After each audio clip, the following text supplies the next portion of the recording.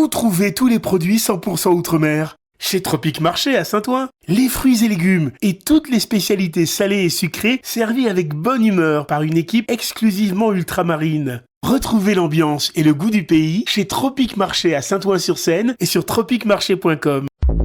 Martinique Actualité.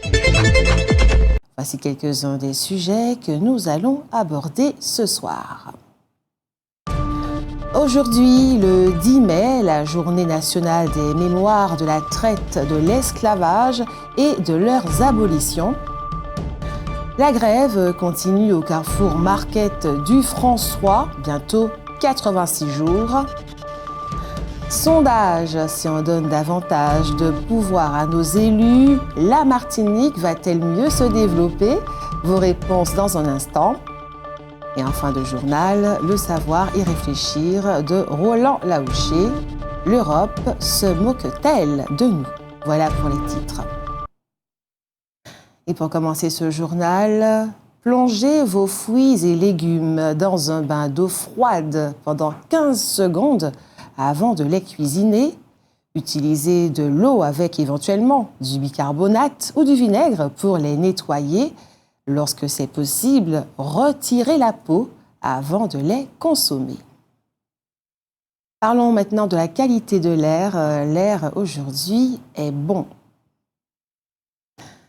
Ce soir, lundi à 18h, le 22e convoi pour la réparation va partir du Macabou au Vauclin pour atteindre le Prêcheur dans 10 jours. Nous sommes aujourd'hui le 10 mai, la journée nationale des mémoires de la traite, de l'esclavage et de leurs abolitions. C'est le président de la République lui-même qui, à 16h, heure de Paris, s'est rendu au jardin du Luxembourg pour cette commémoration nationale. Il y avait là 400 jeunes venus de toute la France. La cérémonie a commencé par un chant Maloya, interprété par la chanteuse réunionnaise Christine Salem. Il y eut ensuite la lecture de 4 textes par des élèves lauréats 2020 du prix de la Flamme de l'égalité. Les élèves de différentes classes et de différentes écoles de l'Hexagone firent des prestations, en particulier ceux du collège Ampère d'Arles ont lu des extraits du roman d'André Schwartzbart, La mulâtresse solitude. Pour la nuit de Bayan, donne Maloya Mara Lali même. Et Maloya, ma danse à où, donne Kabbalah.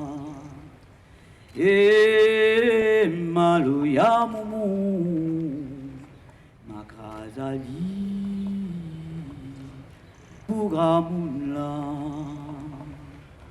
La roue va moins sous mes baillants, la donne à moins l'amour ôté.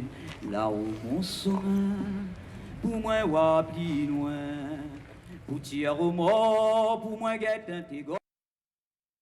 La ville de Bordeaux a décidé de créer une maison des esclavages. Cette ville fut un des principaux ports négriers pendant le commerce triangulaire.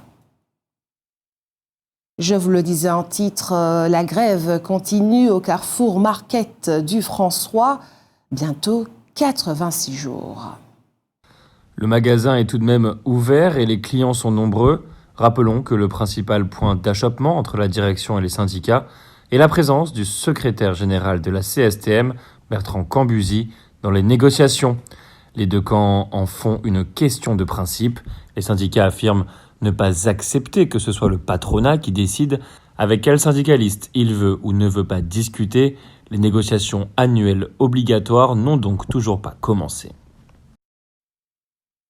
Le président du conseil exécutif de la collectivité territoriale de Martinique est plus que jamais décidé à obtenir davantage de moyens pour régler des problèmes spécifiques que rencontre la Martinique.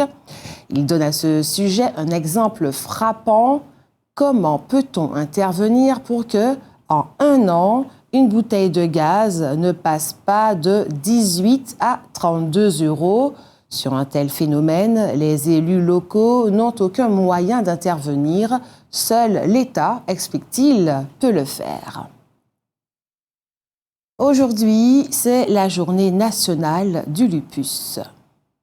Le lupus est une maladie grave que l'on ne sait pas très bien soigner. C'est une maladie auto-immune, c'est-à-dire que le système immunitaire du malade produit des anticorps qui, au lieu de les défendre, s'attaquent aux cellules saines de son propre organisme. Une des caractéristiques de cette maladie, c'est qu'elle est très difficile à diagnostiquer.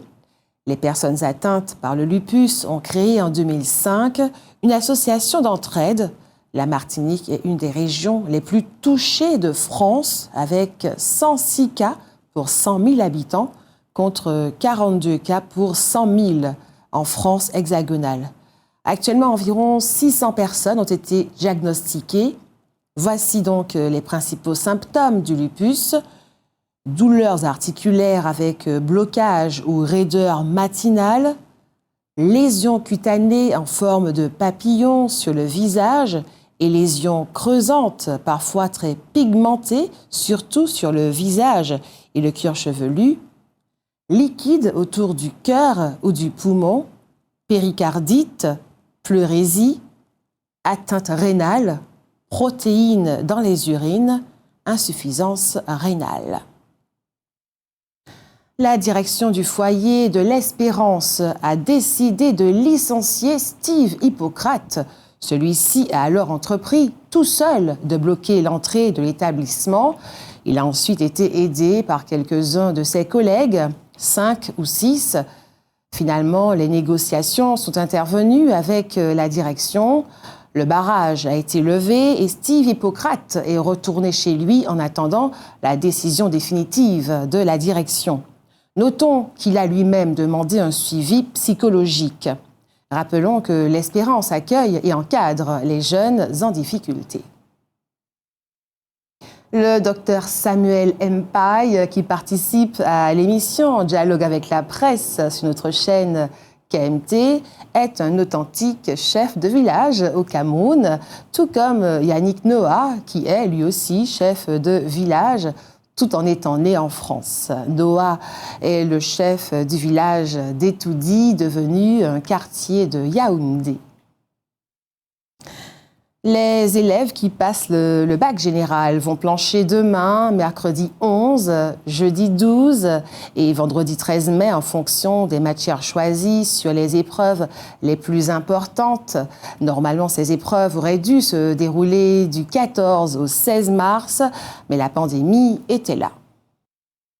La question qui se pose actuellement en France est de savoir si la nouvelle Union populaire écologique et sociale, la NUPS, va gagner les élections législatives qui auront lieu au mois de juin.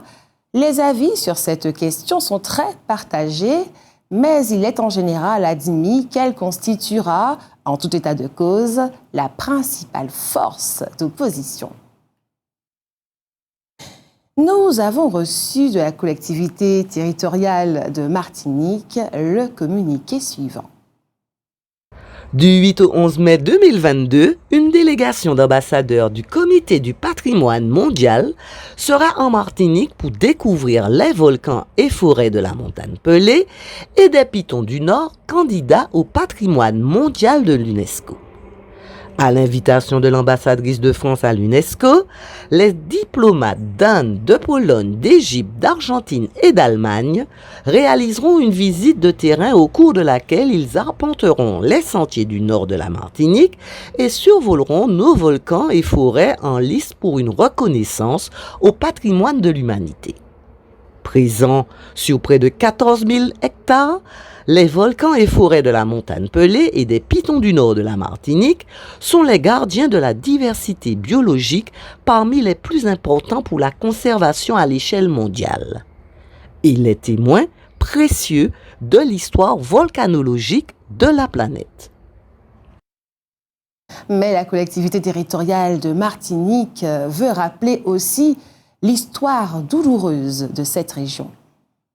Il y a aujourd'hui 120 ans, le 8 mai 1902, La montagne Pelée devenait une référence mondiale à l'origine du type péléen, type éruptif singulier jusqu'alors inconnu au monde.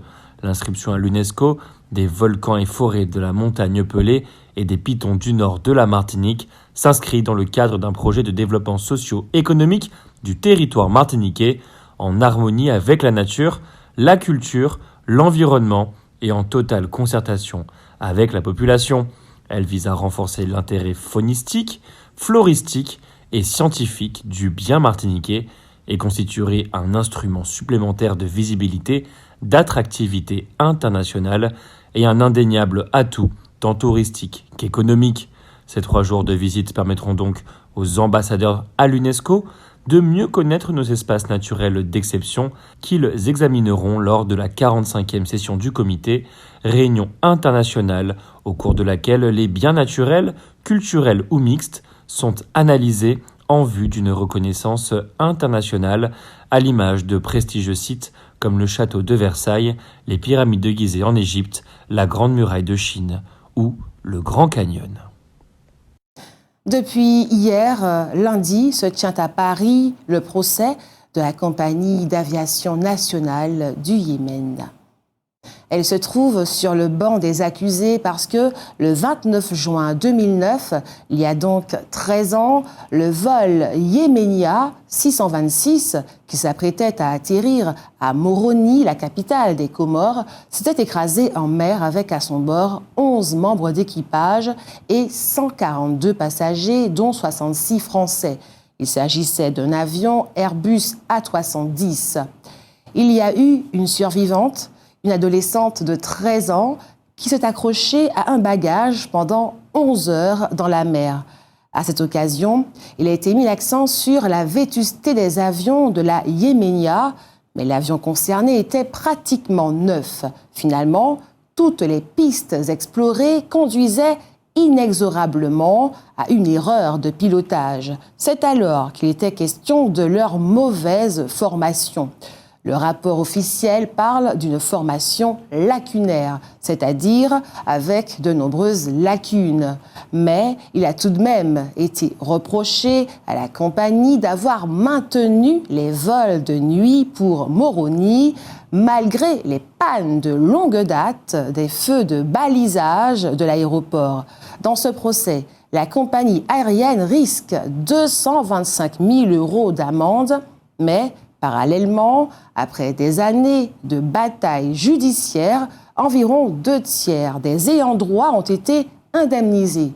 Voilà qui devrait intéresser les membres de l'AVCA, ou en tout cas leurs avocats, qui devraient pouvoir se rapprocher de leurs confrères qui ont obtenu de tels résultats. Vous avez tout de suite la parole, c'est donc sondage. Vous répondez à cette question. Si on donne davantage de pouvoir à nos élus, la Martinique va-t-elle mieux se développer? Nous vous écoutons. Sondage.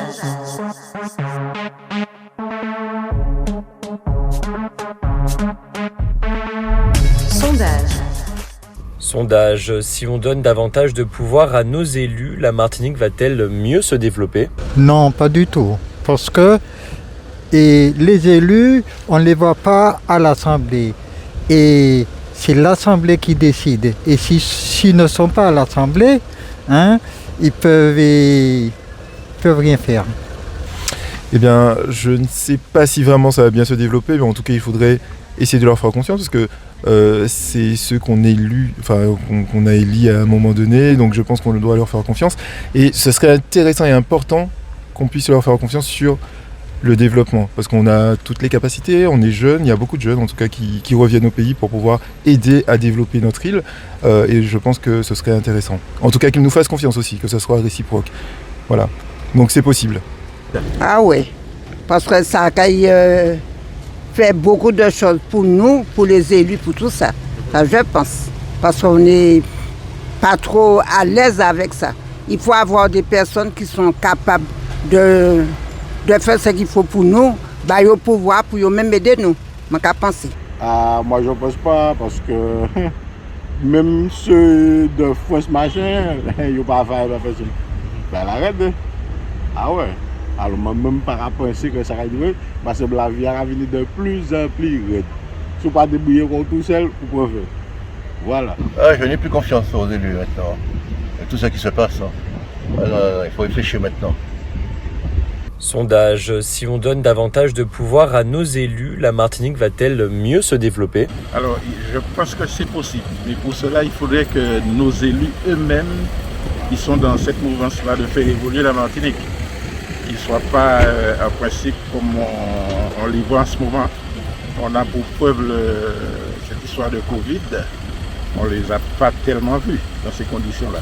Je pense qu'il faudrait qu'ils soient dans cette mouvance-là, de faire évoluer la Martinique. Alors, selon mon humble opinion, je ne pense pas. Parce que vu les pouvoirs qu'ils ont déjà et ce qu'ils en font, on voit malheureusement les résultats. Je pense que si on leur donne plus de pouvoir, il n'y aura pas grand-chose qui va changer. Parce que je pense qu'ils devraient plutôt s'efforcer et s'entraîner à faire mieux avec ce qu'ils ont déjà. Voilà, c'est ça ma réponse. Bien, franchement, la politique pour moi c'est un autre monde. J'en ai aucune idée, ça ne m'intéresse pas et j'ai pas de réponse à apporter. Désolée. Oui, je pense que avec plus de pouvoir, mais plus de compétences aussi. Parce que là, sans compétences, naturellement, ça n'ira pas. Je parle même d'autonomie carrément. Les politiques ont peur de parler de cela, franchement, mais c'est ça qu'il nous faut. C'est tout. Voilà. Moi, je pense sans doute. Pourquoi ? Sans aucun doute. Parce qu'on dépend trop on dépend trop de la métropole et du gouvernement de la métropole pour des sujets qui pourraient être réglés en Martinique sans problème. Je ne pense pas parce qu'ils n'écoutent pas le peuple.